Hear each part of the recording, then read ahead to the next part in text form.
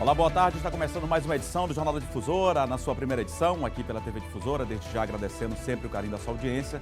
Você que nos acompanha em todo o estado do Maranhão, nesta terça-feira, hoje, 25 de outubro. Estamos mais uma vez aqui, chegando aqui pela TV Difusora, levando muita informação para você, seguindo com a nossa programação. Daqui a pouco a gente vai girar com muita informação. Aqui você já sabe, você fica muito bem informado. E a gente vai acompanhar alguns destaques de hoje, dessa terça-feira, 25 de outubro. Ora, no JD, primeira edição de hoje, um debate sobre o Estado de Direito. No estúdio, nós vamos receber o pastor Ariovaldo para falar sobre o trabalho da Frente de Evangélicos pelo Estado de Direito. O ex-presidente Sarney quebra o silêncio e declara apoio a Lula como defesa da democracia, segundo o ex-presidente. E ainda a abstenção é maior no segundo turno das eleições desde 2002. De lá para cá, já se passaram 20 anos. Essas e outras notícias a partir de agora no Jornal da Difusora, primeira edição, que já está no ar.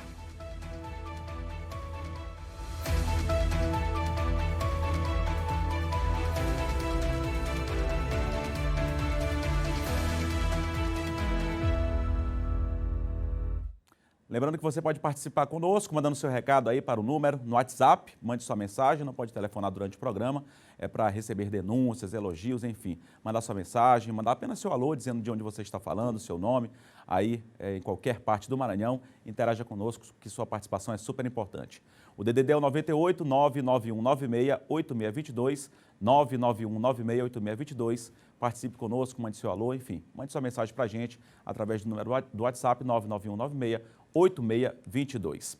A gente segue com o Jornal da Difusora na sua primeira edição, participe conosco para falar agora sobre, daqui a pouquinho, né, a gente vai com as informações lá diretamente de Brasília, capital federal, porque está se aproximando, né, o segundo turno das eleições, mas a gente vai começar o Jornal da Difusora na sua primeira edição de hoje, falando, como eu disse aqui na abertura do jornal, que a Frente de Evangélicos pelo Estado de Direito realiza hoje aqui em São Luís uma reunião com o tema Evangélicos e Eleições, Fé, Amor e Liberdade nos últimos dias. O encontro contará com a presença do pastor Ariovaldo Ramos, fundador e coordenador nacional da Frente, e que está hoje aqui conosco para falar sobre este tema que envolve religião e política, que tem sido tão debatido em todo o país. Pastor, muito boa tarde ao senhor, obrigado pela presença do senhor aqui. Daqui a pouco a gente vai girar aqui comigo hoje o John Coutrin, Gisele Marques e também o Ciro Mineiro. Pastor, eu queria que o senhor falasse sobre essa programação, o que está previsto aí para hoje. Mais uma vez, obrigado pela sua presença. Bom, o privilégio é meu, grato pelo convite.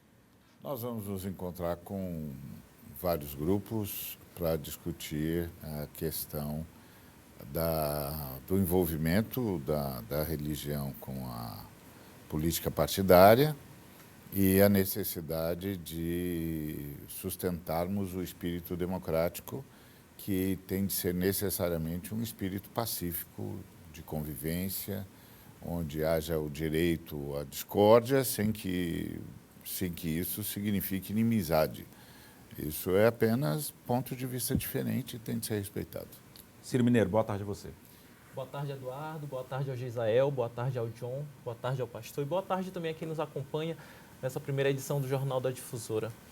Pastor, esse encontro é exatamente para falar de um tema tão importante nesse momento em que nós vivemos, né, principalmente nessa questão política, a polarização da política. A gente tem visto o envolvimento, né, das igrejas, né, principalmente nessas questões políticas. Como é que o senhor tem visto, né, toda essa questão, principalmente porque a gente sabe, e a gente até já debateu isso também, desde a semana passada a gente vem falando sobre esse assunto e destacando, né, que o lugar que seria um lugar de acolhimento, de compreensão, hoje a gente tem visto, né, muita intolerância, né, nas igrejas. Como é que o senhor observa essa questão? Com muita tristeza. A igreja não pode se envolver política partidariamente com ninguém. Todo ser humano é político, é óbvio. Não é? Eu já dizia o filósofo que nós somos animais políticos. Então, todo mundo é político, todo mundo faz política, todo mundo tem sua opinião. Agora, outra coisa é política partidária. É quando você toma uma posição ao lado de um partido e passa a ser cabo eleitoral do partido. A fé não pode ser usada assim.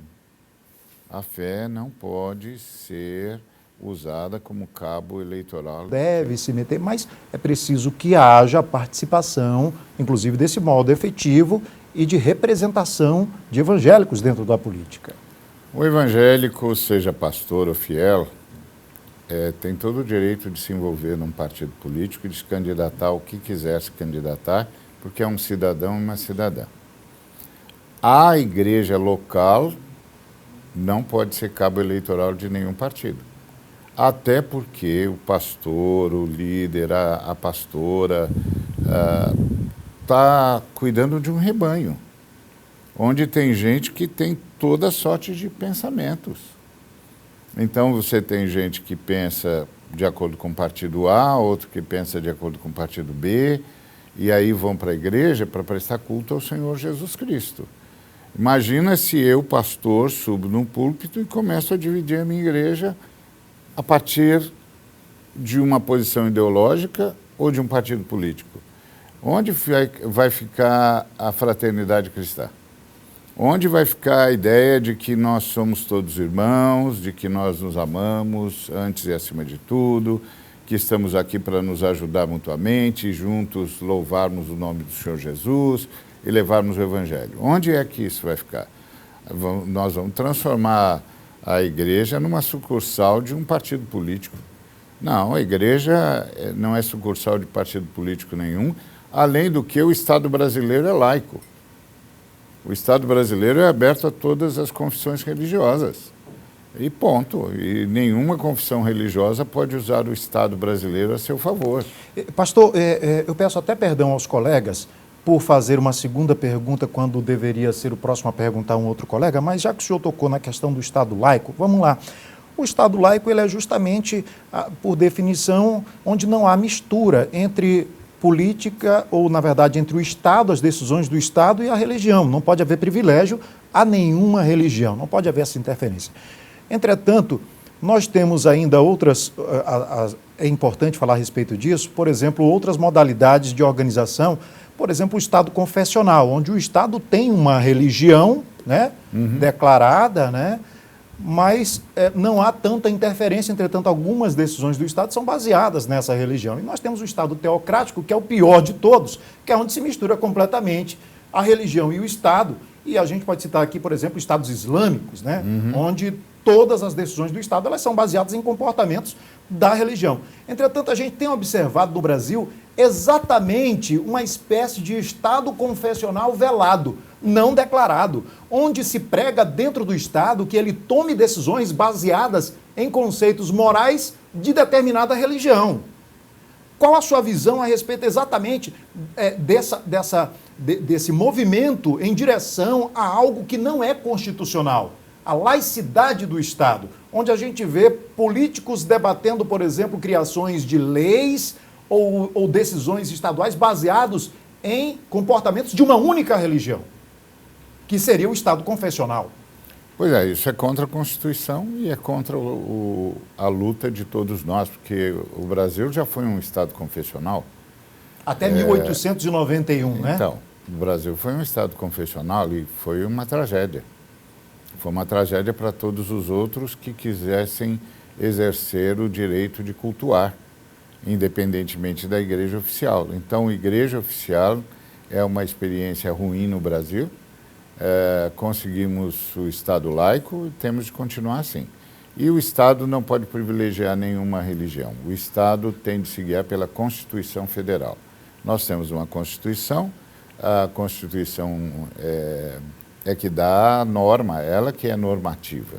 E o Estado toma decisões baseadas na Constituição.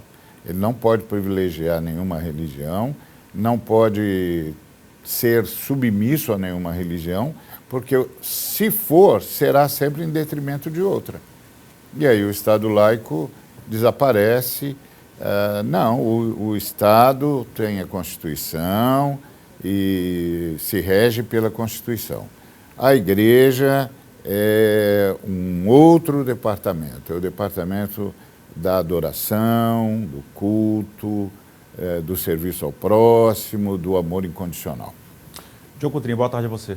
Boa tarde, Eduardo, boa tarde aos colegas, boa tarde a todos que estão em casa. Eu queria perguntar ao pastor Há um debate muito premente aí nessa campanha eleitoral, de que de um lado está, né, um candidato que defende, né, a família, né, que defende a pátria, e de outro um candidato que seria a favor do aborto, né, que é contra as igrejas. Eu queria saber do seu ponto de vista, né, o que o senhor tem achado desse debate, né, religioso que tem se colocado nas eleições. O senhor acha que, por exemplo, o candidato do PT, ele é contra, né, é a favor de fechar a igreja, é a favor do aborto, é contra a religião, e o outro candidato é totalmente contrário a isso? O que você pensa em relação a essa dualidade que nós estamos vendo hoje? Não, o Partido dos Trabalhadores, nem, ou o Partido Liberal, ou quaisquer outros partidos brasileiros não são a favor ou contra religiões, porque senão não poderiam ser partidos na Constituição brasileira, em primeiro lugar. Em segundo lugar, o Lula, como o senhor o citou, é católico romano, e os romanos são contra o aborto, e ele já disse que é. Dizer que o Lula vai fechar a igreja não faz sentido, porque foi ele, no primeiro governo dele, que sancionou a lei de liberdade religiosa no país. E foi presidente durante 2 mandatos e nunca sequer mexeu com as igrejas. Então, isso é parte dessa onda de desinformação que há, né, sempre quando há eleições. Nenhum dos 2 candidatos vai fechar a igreja, nenhum dos 2 candidatos é a favor do aborto, nenhum dos 2 candidatos é a favor de censurar a igreja ou impedir o culto. Nenhum dos 2 é. O candidato à reeleição, ele tem demonstrado afeição por uma religião em especial, o que não é prudente num Estado laico. Mas nenhum dos 2 candidatos está pensando em fechar a igreja, muito pelo contrário, os 2 candidatos têm compromisso com a Constituição e nenhum dos 2 candidatos está pensando em aborto, até porque o aborto tem de ser um projeto de lei, isso vai ser discutido no Congresso Nacional, vai haver pressões e contrapressões, e todos nós sabemos que qualquer projeto de lei a favor do aborto no Brasil será derrotado. Então, isso nem vai chegar ao presidente da República. Pastor, a gente está a 5 dias da eleição, eu queria que o senhor fizesse uma análise, está muito próximo já da eleição, e o senhor falou sobre essa questão de conflito entre amigos, conflito familiar, que a gente tem percebido ainda mais agora na semana da eleição, mas a gente percebeu isso muito durante a campanha também, até inclusive no primeiro turno, infelizmente, uma sociedade que está totalmente polarizada. Como é que o senhor percebe, inclusive, muito com a intromissão da igreja também, como o senhor mesmo disse, por isso que esse debate é tão importante. Mas que a igreja tem que, de fato, participar desse debate, mas há um certo limite para isso, como qualquer outro ente aí da sociedade. Mas como é que o senhor analisa esse papel da igreja no pós-eleição para tentar reverter uma situação totalmente deturpada que envolve essa questão de conflitos familiares, que é triste, algo triste que a gente está vendo hoje, conflitos familiares, conflitos aí entre amigos, entre o ser humano e o outro se degladiando. Como é que o senhor percebe o papel da igreja justamente para essa, digamos assim, essa reformação do ser humano? Pois é, essa é uma situação lamentável que nós temos enfrentado, principalmente porque o presidente da República lançou mão da religião evangélica como uma espécie de plataforma de governo, que foi um equívoco horrível, inclusive anticonstitucional. Quando eu falo do papel da igreja, eu falo de todas as religiões, evangélica, que causou essa divisão. Os evangélicos foram os que mais sentiram isso de forma muito eficaz. Agora, outras religiões também sentiram isso. Agora, eu só posso falar pelos evangélicos, é óbvio. Entre os evangélicos, nós temos um instrumento de reconciliação infalível, que é o perdão. E é o que nós vamos pregar quando passar as eleições, seja qual for o resultado, nós vamos pregar o perdão, a reconciliação, a comunhão e o amor. Esses são instrumentos das Escrituras Sagradas, reveladas pelo Espírito Santo, é parte central da mensagem de nosso Senhor e Salvador Jesus Cristo, que é o perdão. A nossa oração comum diz: perdoa-nos os nossos pecados, as nossas dívidas, assim como nós perdoamos os nossos devedores. Então, nosso instrumento para a retomada da vida da igreja é o perdão. Perdão é a marca maior da fé cristã.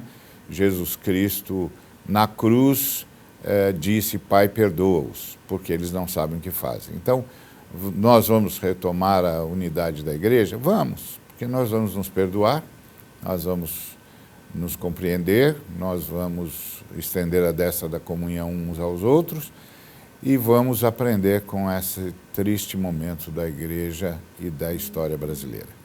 Pastor Ariovaldo Ramos, eu gostaria de agradecer a sua presença aqui, com esse bate-papo importante, que eu acho que é um momento também importante da nossa história, enfim, da política, da religião. Boa sorte lá no encontro e que seja um encontro proveitoso para todos vocês, enfim, para todos nós. E muito obrigado pela sua presença mais uma vez. O privilégio é meu, muito grato. A gente segue com o Jornal da Difusora na sua primeira edição. Agora a Fiat Revemar tem um recado para você. Olá pessoal, eu me chamo Fred, sou gerente comercial da Fiat Revemar Holandeses e quero apresentar um pouquinho da nossa loja para você. Aqui na Revemar, você dispõe de uma equipe especializada capaz de realizar o seu sonho de adquirir seu Fiat 0 km. Seja ela no showroom ou em vendas diretas, aquela que você compra via CNPJ, produtor rural ou PCD. Aqui na Revemar temos todos os modelos à pronta entrega, inclusive o Fiat Pulse, o carro do ano eleito pela revista Auto Esporte. Na nossa oficina, temos equipamentos modernos e mecânicos altamente qualificados. E sabe onde fica a nossa loja? Localizada na Avenida dos Holandeses, número 22, próximo ao Golden Shopping. Lembrando que também você pode nos encontrar em nossas redes sociais ou em nosso site. Vem para Fiat Revemar, que com essa equipe você vai fechar o melhor negócio da sua vida. Recado dado agora, 13 horas e 30 minutos, 1h30. Intervalo agora, a gente volta já com o Jornal da Difusora, na sua primeira edição. Eu, John Coutrinho, Isael Marques e também Ciro Mineiro. Voltamos já.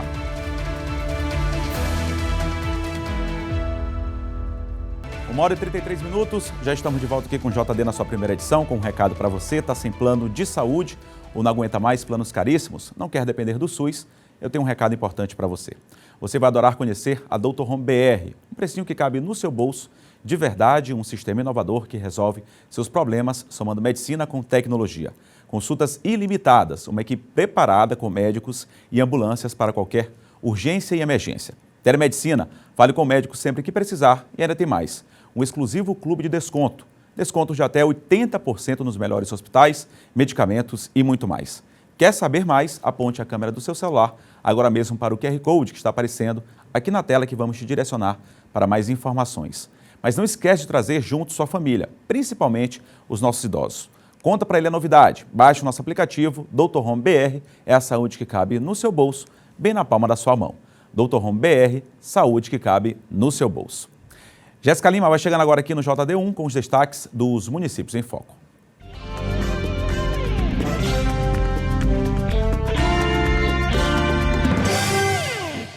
Olá! O mês de outubro já é conhecido mundialmente como um mês marcado por ações afirmativas relacionadas à prevenção e também diagnóstico precoce do câncer de mama. Com o total apoio do prefeito Arquimedes Bacelar e também da secretária de Saúde, Marli Almeida, as profissionais fisioterapeutas Adriane Medeiros, Kiane Frias e a educadora física Cidiane Conrado proporcionaram um momento de conversa com as pacientes da Academia de Pilates, abordando o tema do mês. A Prefeitura de Afonso Cunha não mede esforços e segue trabalhando para melhorar a qualidade de vida do povo afonsense. Esse foi o destaque do Municípios em Foco. Até a próxima edição.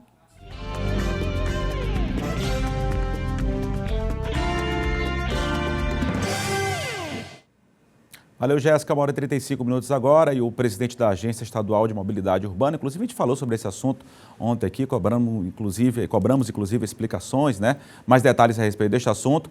O presidente da Agência Estadual de Mobilidade Urbana, Gilberto Lins, ele falou sobre esse assunto aí, realizou inclusive uma coletiva, daqui a pouquinho a gente vai acompanhar o que ele falou sobre essa questão desse assunto, né? Que é justamente explicando o funcionamento da gratuidade nos transportes intermunicipais, aquaviários, enfim, como lanchas, enfim. Mas daqui a pouco a gente vai acompanhar, ele deu detalhes. Nós falamos sobre isso aí, tem muita gente, claro, querendo acompanhar como é que vai funcionar, né, essa questão da gratuidade no transporte neste segundo turno das eleições. Daqui a pouco a gente vai acompanhar ainda nesta edição do Jornal da Difusora. Na reta final do segundo turno para as eleições 2022, o TRE realiza audiências de geração de mídias e prepara um esquema de segurança. Assim como no último dia 2 de outubro, toda a estrutura necessária para a realização de um pleito também está sendo preparado para o próximo domingo, data do segundo turno das eleições. No que se refere à segurança, além do envolvimento de todas as forças policiais, 86 cidades do Maranhão contarão com a presença de tropas federais. Que pese termos uma eleição muito polarizada, essa polarização ela não se traduziu em distúrbios no dia da eleição, no primeiro turno. Então, possivelmente, nós teremos o segundo turno bem tranquilo e a mesma estrutura de segurança que se mostrou muito eficiente no primeiro turno será reutilizada no segundo turno, inclusive com o envio de tropas federais. A segurança e a confiabilidade das urnas eletrônicas também são quesitos fundamentais durante o processo eleitoral. No momento, os equipamentos estão submetidos a todos os procedimentos necessários em audiências de geração de mídias e de carga e lacre. Toda e qualquer zona eleitoral, ela tem necessariamente a presença da Polícia Civil, Polícia Militar e o apoio da Polícia Federal, Polícia Rodoviária Federal e a Força Federal, que é o Exército. Então, na verdade, é mais uma precaução do Poder Judiciário no sentido de ter mais esse contingente à disposição do que necessariamente uma previsão de distúrbios. Assim como no primeiro turno, os trabalhos relativos à ouvidoria da Justiça Eleitoral também serão intensificados neste segundo turno. Eu recomendo àqueles que tiveram dificuldade, que eventualmente não votaram no primeiro turno, mas irão votar no segundo turno, que entrem em contato com a ouvidoria para que se possa indicar realmente se a sua sessão mudou de endereço ou não, para que ele não seja surpreendido no dia da votação. E é importante que as pessoas também tenham em mente que nessa eleição nós teremos um tempo de votação menor, porque no primeiro turno eram 5 votos que eram proferidos na urna eletrônica, agora será somente 1. Então a gente segue acompanhando todo esse planejamento, né, trazendo notícias aqui para vocês a respeito das eleições de 2022 e agora a gente ouve aí o presidente da Agência Estadual de Mobilidade Urbana, o Gilberto Lins, que explicou o funcionamento da gratuidade, como eu falei agora há pouco, nos transportes intermunicipais aquaviários, lanchas para Alcântara e vans, para que os maranhenses tenham livre exercício do voto neste segundo turno das eleições. Além de São Luís, o governo do estado também anunciou gratuidade no transporte durante os dias 28, 29 e 30 para ter acesso à gratuidade, basta apenas que o eleitor comprove o local de votação com o título de eleitor ou com o e-título. Vamos acompanhar. Comparece ao terminal, apresenta o seu título de eleitor ou qualquer outro documento que comprove que ele vota em Alcântara, que ele vota naquela região e ele vai poder viajar de forma gratuita. Aí nós passamos para o Ferryboat. Nós vamos fazer a gratuidade, conceder essa gratuidade no dia 29, que é o sábado, no trecho de São Luís para o Cujupe. Então, de São Luís para o Cujupe, o ferryboat do sábado estará gratuito. No domingo, dia 30, também. Caminhões estarão limitados a 4 caminhões por ferryboat. Motos, 40 motos por ferryboat. Carro vai depender da demanda, a quantidade de lotação de cada veículo. Tá, então, Gilberto, presidente da MOB, falando sobre essa questão da gratuidade. Claro, nós vamos seguir acompanhando e trazendo mais informações para você até o dia da eleição. Agora, Imperatriz e Caxias seguem com a sua programação local.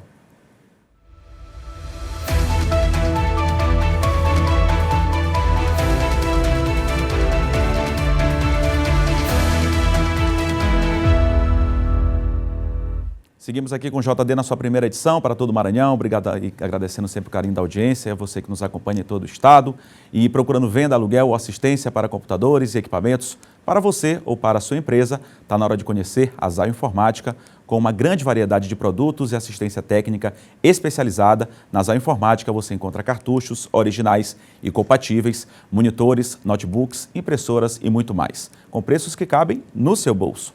Compre pelo site e receba em casa frete grátis para toda a ilha. Isso mesmo, eu disse toda a ilha.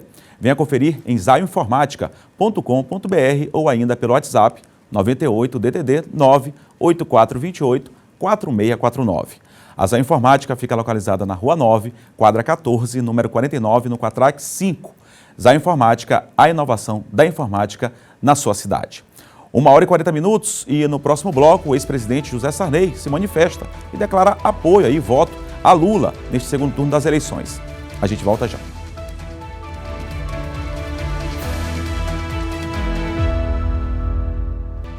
1h44, já estamos de volta aqui com o Jornal Difusora na sua primeira edição e agora eu tenho um recado especial para você que quer aproveitar essa grande oportunidade de morar na região que mais valoriza na Grande São Luís, o bairro Araçagi. O condomínio Costa Araçagi vem trazendo para você a chance de morar em um condomínio clube com mais de 12 itens de área de lazer, bem pertinho da praia, com todo o conforto e comodidade para você e a sua família. A Anne Ramos tem um recado para você. Olá, sou Anne Ramos, corretora da MR Imobiliária. Estou aqui com uma notícia maravilhosa para você.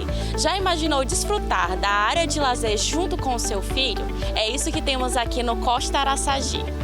Temos aqui o campo de futebol para você bater aquela pelada na quarta-feira ou então no sábado e juntamente com a sua família e os seus filhos. Tem o playground do lado e a churrasqueira. Nada mais justo do que compartilhar o final de semana em família. Olha, e para você que entrar em contato comigo pelo WhatsApp hoje, vai ter ITBI registro gratuito. Isso mesmo. Além disso, parcelamento facilitado junto à construtora. Então vem comigo, saia do aluguel, vem morar no Costa Araçagi. E sabe o melhor de tudo? É que ele já está prontinho para morar e com entrada facilitada e condições especiais para você realizar de morar bem. Quer mais? ITBI registro inteiramente grátis. Siga o Instagram, @costa.araçagi e a gente só visita agora mesmo pelo WhatsApp, o 98 DDD 991090335 ou então 98 99188 4845. Venha se surpreender com todas as facilidades que a Franeri Tenda trazem para você. Para investir ou morar, o Costa Araçagi é o lugar. Eu falei agora há pouco, né, antes aqui da nossa virada de bloco, 1h46, sobre o ex-presidente José Sarney, né, maranhense José Sarney, ex-presidente da República, que quebrou o silêncio, né, e declarou apoio à candidatura do ex-presidente Lula neste segundo turno, com defesa, inclusive, da democracia. É isso, João Coutrinho? Eduardo, era o último ex-presidente que ainda não tinha se manifestado nas eleições desse ano. Né? Publicamente, né, João? Publicamente. Né? O Collor declarou apoio para o Bolsonaro, e os demais para o Lula, né? Exceto o Temer, que ficou neutro nestas eleições. E o Sarney já vinha dando sinais de que poderia apoiar o Lula, mas não tinha publicizado. Né? Ele veio aqui, o Lula veio ao Maranhão, e jantou, inclusive, com o Sarney e com a Rosiana. Acho que naquele momento eles não quiseram publicizar ainda por conta da Simone Tebet, que era a candidata do partido no primeiro turno. O MDB e a Simone Tebet já declararam apoio ali para o Lula, e dessa vez o Sarney oficializou. Antes dele, a Rosiana e o próprio Zequinha Sarney já tinham se manifestado, faltava apenas o Sarney. E ele divulgou uma carta ontem no site dele, né, no site que ele tem, divulgou uma extensa carta, e aqui eu destaco, né, apenas alguns trechos. O que diz o ex-presidente José Sarney nessa carta? Ele fala que ressalta que o país passa por um momento de ataque sistemático, segundo Sarney, do Poder Executivo contra o Poder Judiciário. E criticou o que chamou de contrato secreto, que na verdade ele quer falar o orçamento secreto, né? Uma referência indireta às emendas de relator.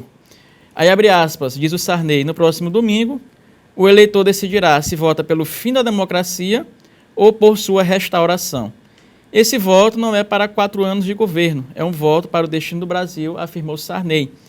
Ele continua dizendo o seguinte, né, que o voto na reeleição do presidente Jair Bolsonaro é contra as instituições e que terá como consequência anos de autocracia, um regime de força construído na mentira sistemática e no abuso do poder. E complementa dizendo o seguinte, o Sarney, o voto em Lula, que já tem seu lugar na história do Brasil como quem levou o povo ao poder e como responsável por 2 excelentes governos, é voto pela democracia, pela volta ao regime de alternância de poder, pela busca do Estado democrático de direito, do bem-estar social, e finaliza, a diferença é clara, né? Diz o Sarney aí nessa carta publicada em seu site, em que ele, portanto, demonstra, né, declara o apoio ao Lula. O Lula e o Sarney sempre se deram muito bem, né? Inclusive enquanto o Lula foi presidente, o Sarney deu governabilidade para o Lula no Congresso Nacional, né? E o Sarney teve cargos importantes, indicações importantes nos governos de Lula e Dilma, E agora, né, mais uma vez estão juntos, né, o Sarney.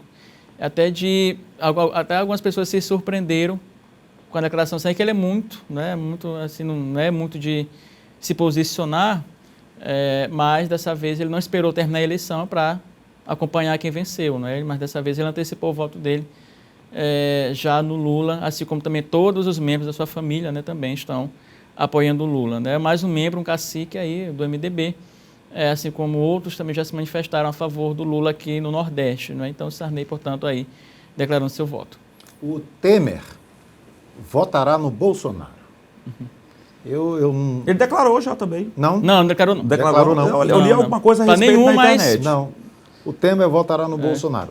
A minha dúvida... Eu li alguma coisa na internet, então não foi declaração não declarou, pública, não. Né, mas... A minha dúvida em relação ao Sarney é porque eu me recordo de 2014, ele com o broche da Dilma no peito, e a hora de fazer a votação, a hora que chegou na urna para votar, lá no Amapá, inclusive a TV Amapá estava fazendo um registro do voto e quebrou o sigilo do voto, não sei se intencionalmente ou não. Apareceu primeiro a imagem muito duvidosa, porque não tinha ali, não tinha nitidez necessária, mas me parecia assim que o Sarney apertava o 4 e o 5, que era o número do Aécio. Aí depois surgiu o vídeo em alta resolução e dava para ver nitidamente ali. O Sarney foi com o dedinho no 1. Posicionamento dos dedos. Foi com o posicionamento ali do dedinho no 1. Aí ele desceu por 4, desceu por 5. E com o broche da Dilma, ele votou no Aécio. Geisel está inventando isso. Não, depois ele admitiu. E depois ele admitiu que ele... Qual foi a desculpa que ele deu? Disse, não, foi um voto de gratidão ao Tancredo. Porque o Aécio, neto de Tancredo Neves, e foi depois da morte do Tancredo que o Sarney ascendeu ao cargo de presidente da República, né? O pessoal fala, né? O Sarney é político experiente, né? Ex-presidente da República, mas passado na casca do alho. Né? Pois é, mas é que assim... Entre o 1 e o 3 tem o 2, né? Você fala agora para... Agora. Entre o 1 e o 3 posicionamento, né? Tem tá mais 2 fácil, ali. 4 e o 5 na urna fica abaixo, né? O 1, 2 e 3 na mesma direção. Na mesma né? fila. Na mesma linha. Mas enfim, foi um manifesto que foi... Foi um manifesto feito pelo próprio ex-presidente Zé Sarney, né? E assim, a gente observa, né... Dessa vez ele foi muito enfático nessa declaração dele, né? Foi muito objetivo, foi muito claro, né? Então, dúvidas à parte, Geisel. Mas assim, era algo... Essa declaração dele já era algo já esperado e já meio que natural, até porque a família dele, né? Inclusive a ex-governadora Rosiana Sarney, já tinha vindo a público declarar o apoio dela ao ex-presidente Lula. Então, eu acho que já era também algo bem natural. Agora, todas as surpresas... só no dia da eleição, Geisel, pra gente saber tomara que ele não leve um broche do Lula no peito, que eu vou ficar desconfiado. Só falta ele depois dizer que Bolsonaro venceu a eleição. Não, eu votei foi em Bolsonaro. É bem provável. Enfim. Vamos acompanhar. O voto do ex-presidente certamente vai ser acompanhado, né? 1h52, a gente segue aqui com o Jornal da Difusora na sua primeira edição. Olha, vamos falar sobre um caso que ocorreu aqui em São Luís e um carro com adesivo de um candidato à presidência, o Lula, no caso, né? Um dos candidatos aí neste segundo turno, ele foi atingido por disparos de arma de fogo neste último fim de semana. A advogada proprietária do carro, que foi alvejado, gravou um vídeo nas redes sociais falando sobre o assunto. Vamos acompanhar. Boa tarde, pessoal. Já saí aqui da perícia, né? Meu carro já foi periciado. Todos os fragmentos de bala, todas as cápsulas já foram entregues. Então, tudo vai ser investigado. Eu espero que até o final da semana a pessoa que efetuou o disparo seja localizada e que meus prejuízos sejam ressarcidos. Porque desde o começo é só isso que eu quero. Eu só quero ressarcimento do meu carro. E pronto. Acabou. Então, vamos confiar, acreditar. Eu tenho plena confiança na polícia, eu tenho plena certeza de que eles vão descobrir quem fez isso. Eles têm todos os elementos e as imagens das câmeras estão sendo recuperadas. Então, já nós vamos descobrir a pessoa que efetuou o disparo e ele vai ressarcir os meus danos. Eu queria só comentar a respeito desse assunto, porque eu até publiquei no meu Instagram, quando a pessoa mandou para mim, atribuindo isso a um ataque por questão política. É porque estava com adesivo do Lula e tal. Aí depois eu fiquei sabendo de um boletim de ocorrência a respeito de uma ação policial, que o policial tinha reagido a um assalto e tudo, e aí houve os disparos de arma de fogo. De modo que aí eu até retirei a postagem anterior e que ficou classificado como fake news, porque agora tudo o pessoal atribui, só porque tinha um adesivo do Lula, atribui um ataque a uma questão política. E há um boletim de ocorrência. De modo que quem precisa esclarecer realmente é a polícia, né? Se houve ali uma ocorrência policial e os disparos foram feitos não em razão do carro estar com o adesivo do Lula, então quem se aproveitou disso para divulgar essa informação cometeu um equívoco. Agora, teve um outro problema dentro disso aí, que foi algumas pessoas postaram nomes, inclusive, de gente que estava envolvida no tal assalto. E aí a mãe de um dos rapazes entrou em contato comigo e disse: Israel, pelo amor de Deus, é o meu filho. Tem nada a ver que meu filho é assaltante, nada disso. Já pedi para tirar e pediu para retirar as informações. E ela disse que ia processar quem tinha colocado o nome do filho dela como assaltante. No boletim, não é isso, né?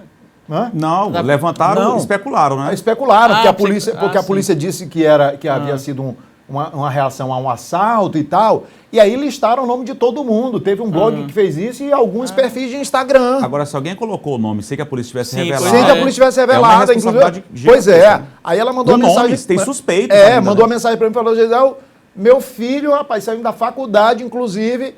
É um absurdo isso, colocar o nome do meu filho, o nome completo dele, como se ele tivesse envolvido. Então, assim, tem um monte de confusão nessa história aí, que até eu ainda não consegui nem apurar direito, afinal de contas, se foi, se não foi, mas eu estou classificando até agora como fake news, porque assim, tem muita fake news dos dois lados, cara. Tá? Tem muita fake news, só porque o carro estava com adesivo do Lula, aí já diz: foi um ataque, não sei o que lá.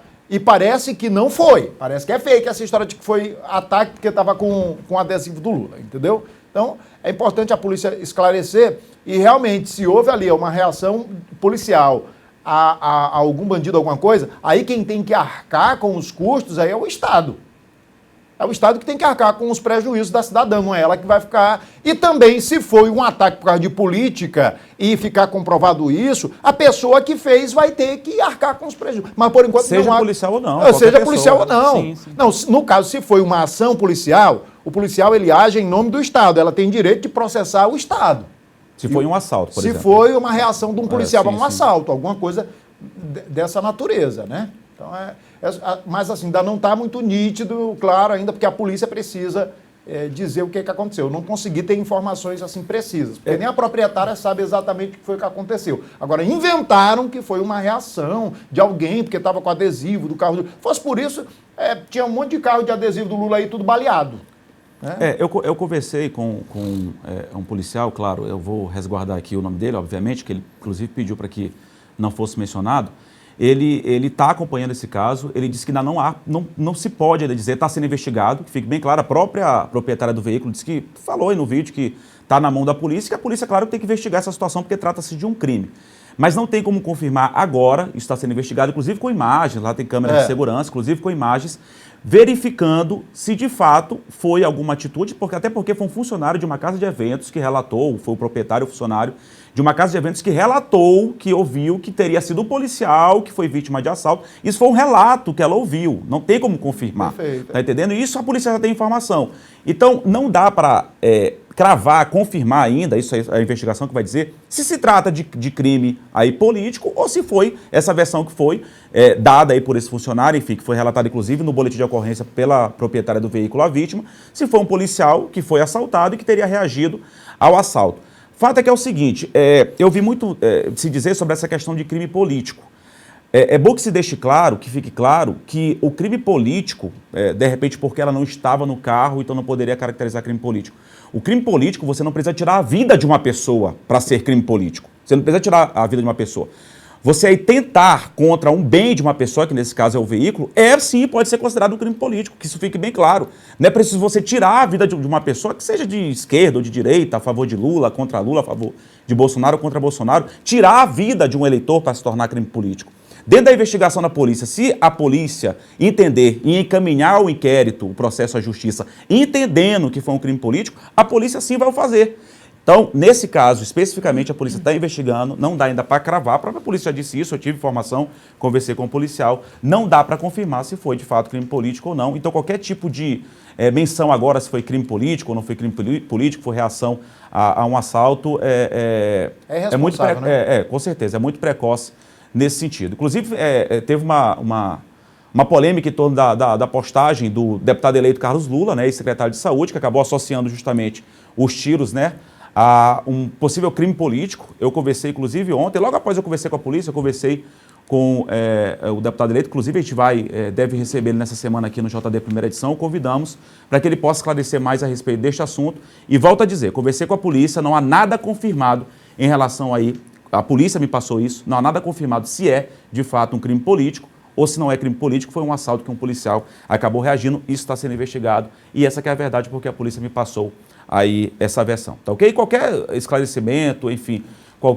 algo de novo, algum fato novo que surge, a gente, claro, traz aqui na programação da TV Difusora, porque foi uma situação que, de fato, aí está gerando grande repercussão aqui em São Luís, em todo o estado.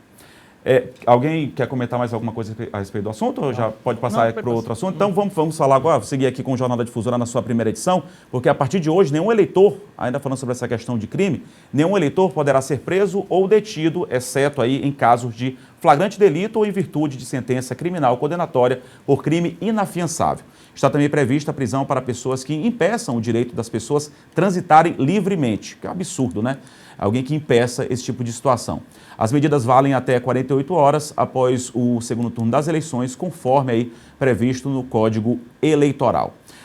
A gente tem um tempinho, vamos só falar sobre essa questão de abstenção. Pode colocar logo o quadro, Thiago, para a gente poder fazer essa análise. A abstenção ela é maior no segundo turno desde as eleições de 2002, ou seja, há 20 anos, claro, a eleição acontece de 2 anos, mas há 20 anos que a abstenção é maior no segundo turno. Tem um quadro, Thiago, você pode colocar esse quadro, foi um balanço, né, uma estatística que foi feita pela BBC, tá então o quadro, você pode colocar aqui para a gente, Thiago, para a gente fazer essa análise? A gente já tem aí 3 minutos. Isso, está aí então, ó. Abstenção no ano de 2002, 17... No primeiro turno foi 17,74. O azul é primeiro turno, amarelo é segundo turno. No segundo turno, 20,47, né? E depois disso, o maior que teve foi em 2010, no segundo turno, 21,47, enquanto no primeiro turno foi 18,12%. Em 2018, nas eleições presidenciais, também foi alto, 21,3%, mais parecida com a abstenção do primeiro turno, que foi de 20,33%. Esse ano nós tivemos uma abstenção alta no primeiro turno, de 20,95%. E só uma correção, eu falei que era de 2 anos, aí está sendo em 4 anos. 4 anos que é presidencial. Isso. Aí agora a gente vai aguardar a abstenção no segundo turno, para a gente poder ter esse comparativo. E pelo jeito aí a menor abstenção do primeiro turno foi no ano de 2006.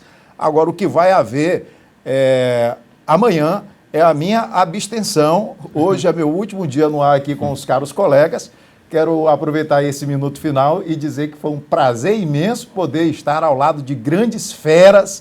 Agradecer a oportunidade da TV Difusora por estar no ar. Agradecer a todos os colegas, a diretora de jornalismo, Cristiane, a todos os colegas no estúdio, aos meus colegas, companheiros de bancada. A partir de amanhã não estarei mais neste programa com vocês e agradecendo imensamente o pessoal de casa.